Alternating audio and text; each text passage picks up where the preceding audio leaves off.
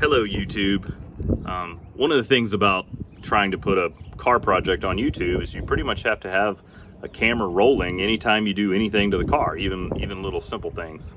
I don't know how simple this will be today, but so 2 episodes ago we got the car running, but we were using an external fuel jug, just one of those plastic 5-gallon jugs, and feeding the fuel pumps from that. So, and I also noticed towards the end of that we actually developed a fuel leak between the primary and secondary fuel pumps, and I've tried to tighten that nut as much. It's a nut on the end of the it's a Bosch 044 type pump, but it's not actually a Bosch 044 because it has a different inlet. So anyway, I tried to tighten that nut and it's still leaking, so I decided to just back up and punt. So we're gonna pull off the primary and secondary pumps that I had bought for the car and actually just go back with a simple single Bosch 044 pump. I've used them on a ton of cars. I know they have plenty of pressure, plenty of flow. They'll handle 2, almost 3 times the horsepower this car is going to make. So it'll simplify things. And what I'm going to do is in the place of I'll install the Bosch 44 ideally in the location of the secondary pump, and then in the place of the primary pump I'm going to install a pre-filter, which these cars didn't have from the factory. They just used the filter screen that's in the Bosch 044 type pump. So the other news is about 3 days ago I poured 5 gallons of water into the fuel tanks, and that initially sounds like a really dumb idea, but I just wanted to know if the tanks were viable, if they were going to leak, or if they actually held fluid. So the good news is we haven't leaked a drop in 2.5 days. So in an earlier episode, I did find a hole in one of the, I believe it's a vent tube that's next to the filler neck. So I used some fuel tank repair putty and patched that hole. So that should be holding. We've also been spraying the top of that fuel tank because it was pretty rusty on top, but it seems like it's mostly surface rust. It just looks really bad. So we've been spraying that with like a rust converter, and then after that I'm probably going to cover the top of it with some POR 15 just to encapsulate the rust. Anyway, so follow along today as I drench myself in gasoline and try to install a fuel pump to replace the 2 fuel pumps I previously installed. All right, here we are under the car, and these cars originally were designed to have carburetors, so they had 1 fuel pump, and when they went to the Bosch fuel injection, things got really crowded. So you've got a primary pump, which is here, which should be feeding off of the fuel tank, which is this line right here. So then the primary pump, the output of that goes to this secondary pump here, and then the output of that secondary pump goes to the fuel pressure accumulator here, and then finally out of the accumulator into this large fuel filter here, and then up to the CIS airflow meter. So what we're going to do today is we're going to eliminate this pump and put a pre-filter here, and we're going to install a large Bosch 044 in this location, and we should be able to, well, I would have said reuse this line, but actually looking at it now I realize that I just built that as a temporary line the day we were trying to get the car running. So we will have to hopefully scavenge enough parts between the 2 of them. Probably this -6 line here will get reused over here to feed the accumulator. So now I got to undo fuel lines and hopefully not get dripped on.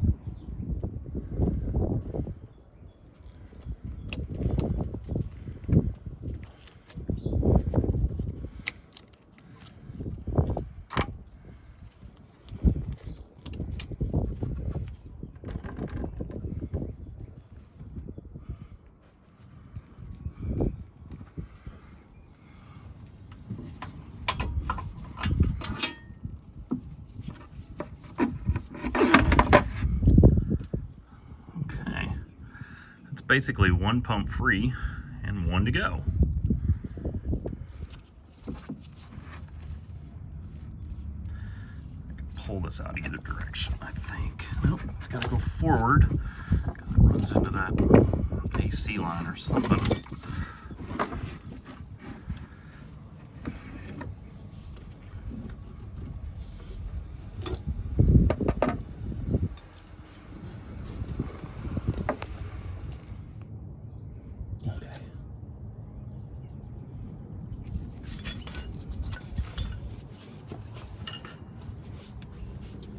I just let the camera roll while I try and pull this thing off. And pause that, because I don't have the right tool.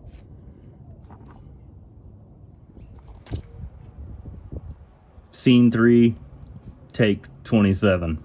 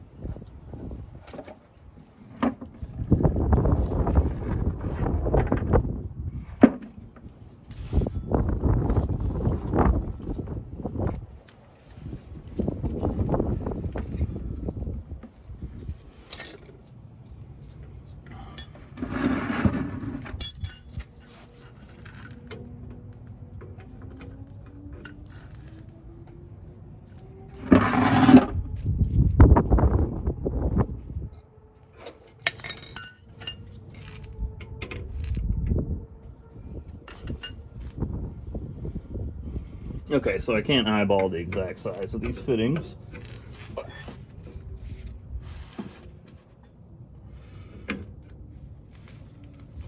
There we go. That one is a 21.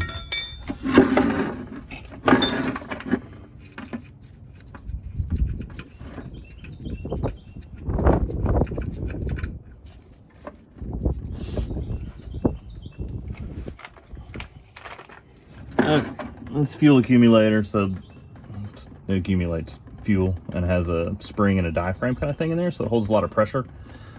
So it keeps constant pressure on the injectors, like when you turn off the CIS system, and it keeps from causing vapor lock, because apparently if you let CIS injectors sit for very long, the fuel just boils and your car won't start again until it cools off. So the accumulator helps hold pressure in the system for a long time, like 24 hours, I think. It's like a really long time.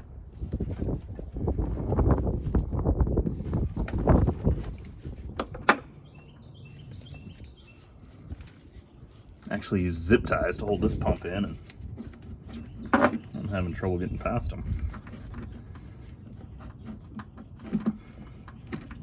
Okay, there we go. Both pumps out. Now let me kind of go take inventory of what lines and fittings I've got and what I can put together. Well, this is a bit of a development. I pulled the plug that the previous owner had put in the fuel line when he removed the fuel pump years ago, and I fully expected my 5 gallons of water to come rushing out into my bucket here, but all I'm getting is a slow drip. So where's the water? I've already gotten the nut off, but I thought I would nut off. I've already got the nut removed, but I thought I'd show you my top tip for doing this with these rubber mounting pieces here. I use an impact to remove it because there's a little bit of rust, and it just does a good job of getting through that. But initially, the rubber had enough give to absorb the entire stroke of the impact gun. So what I did is grab a pair of vice grips, and so these are basically, there's a metal washer that's coated in rubber on each side. So you want to get the vice grip onto not the rubber, but the metal washer. You don't have to go crazy super tight. You're just trying to stabilize it so that your impact gun can actually work. So there we go. What we're doing here is, I only have one fuel pump clamp, which is convenient because I only intend to use one fuel pump. But mocking this up so far, it seems like the better location for the pump is going to be where the front clamp was, the one that's missing. So I'm removing the rear clamp and putting it in where the front clamp is all. Just reusing the parts I've got. And then I'll come up with some real simple, probably some zip ties or something to hold the pre-filter in the approximate location of where the original primary pump was. progress. We've got the fuel pump mounted, and we have the pre-filter at least mocked up, and now we got to make the -8 hose that goes from the pre-filter to the inlet of the pump, and then we'll come back after that and make the 1/4-inch hose that goes from the pump to the fuel accumulator. It's a teachable moment. How to assemble an AN fitting for steel braided line. First off, it's not 1980 anymore, so steel braided line is kind of out of style. I really like this black stuff a lot better. It's less pokey. The old days, they told you to wrap it in tape and then cut it with a cutoff wheel, and that was horrible because you would cut through 90% of it, then the cutoff wheel would manage to grab one of the braids, rip it all apart. What you really need is a set of these. These are called bird beak cutters, and they cut in sort of a 360-degree pattern, so it closes in on the hose and it doesn't pull the hose away from itself. It squeezes it together, which is going to make it easier to get this part of the fitting on. So these are a little small. I sell these at Harbor Freight, Summit Racing. I ordered these online from Summit for the shop, and they showed up and they were quite a bit smaller than I thought they were going to be. So instead of leaving them at work, I brought them home to use on little projects here. So these don't cut quite as clean as the big ones, but they don't do a bad job. So the reason I'm cutting it right now is not because of the length, but because I want to get rid of all this frayed stuff. Anything that's frayed is going to make it more difficult to install the fitting. So, clean cut, less fray. So the first thing you want to put on is your the nut part of the fitting, and look inside because there are threads in a lot of them, and if you can determine the direction of the thread, it's going to help you. Some fittings, like Summit-6 fuel line fittings, are actually reverse threaded, so they go on by turning it the wrong direction. This looks to be the same situation. So you kind of got to squeeze the hose down to get it started, and then just twist it, in this case reverse. You want to keep an eye on the inside to know when you're done. You don't want it completely touching, but I usually get it within about a 1/16 of an inch of the where the fitting stops. Now you just shrunk down everything by squeezing it, so you want to have some kind of tool that you can shove in here to spread the hose back out. I'm using a 3/8 extension, and doing that's going to make this pointy part fit in here better, because if you fold over the hose trying to shove that in, you're done. You got to start over, and that really sucks if you've already cut your link. So a little bit of lube goes a long way. I'm just using WD-40 because it's here, and I know WD-40 is not perfect at anything. It's not a penetrating oil, it's not a lube, but it's actually pretty good at a little bit of everything. So you can see I'm able, with the WD-40, I'm just holding the hose, twisting the fitting in. This is a swivel fitting, so eventually it's going to quit twisting so easily. And pay attention right here. If you start seeing your hose backing out of your nut, you need to start over, because you're not going to get a sealed fitting. So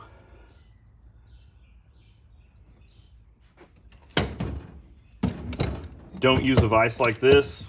Take the time to get the nice little aluminum jaw inserts that go in the vise, but this is what I've got at the house, and it's not on a visible part of the car. And don't make fun of my awful vise. I should probably tell Kristen to put a nice vise on my Christmas list, but for today this will do what we need. It's just a little bigger than 3/4. I think it's 19 millimeter, so we're using a crescent wrench. Summit Racing sells some nice blue anodized fitting wrenches that are just great for this job. So turn that until it bottoms out. Careful with where your wrench is at, or you'll run into the nut and scratch it up and make it ugly. Wouldn't really matter on this because you're not going to see this much, if ever. And when your fitting bottoms out on the nut, you're done. Ta-da. And this is a swivel fitting, so I can still do this. If you don't spend the extra bucks for the swivel fitting, you have to be careful at where you position this.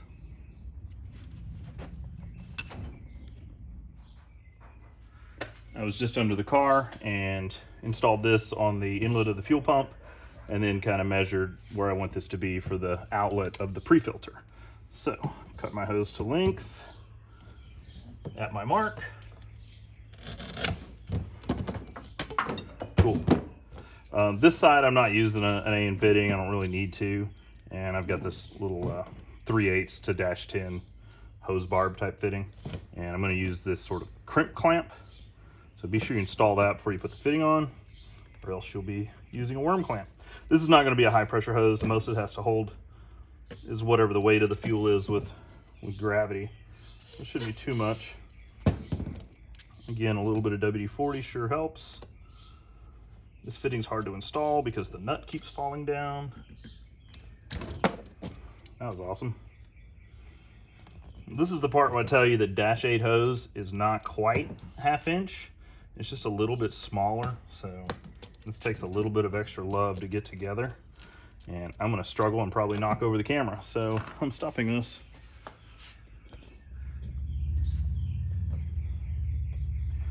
So I had to back up and punt, and I got smart.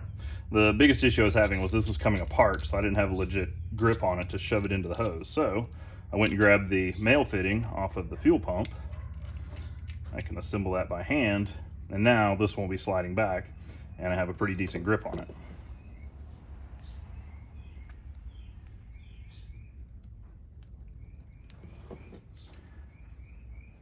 And it's still super tight. Okay, not my best effort, but certainly functional. I'm using these crimp type clamps to use a special pair of pliers. Grabs the square part of the clamp, and you give them a squeeze, and you got a nice quick clamp without much stuff hanging off. Well, that's empty.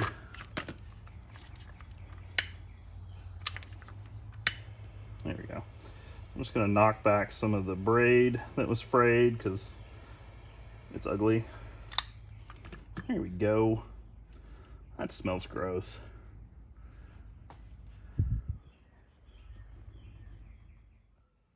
Well, this is kind of an abrupt end to this episode. I actually filmed a little over an hour of footage. I was able to cut it down to 37 minutes, but that's about as far as I wanted to whittle it down. So I'm going to release them as 2 episodes. So episode 9 and 10 are going to come out the same day. And as always, if you're enjoying the videos, please like and subscribe. Tell your friends. I really appreciate all the comments you guys are leaving, and you're really keeping me motivated to work on this project. So thank you very much.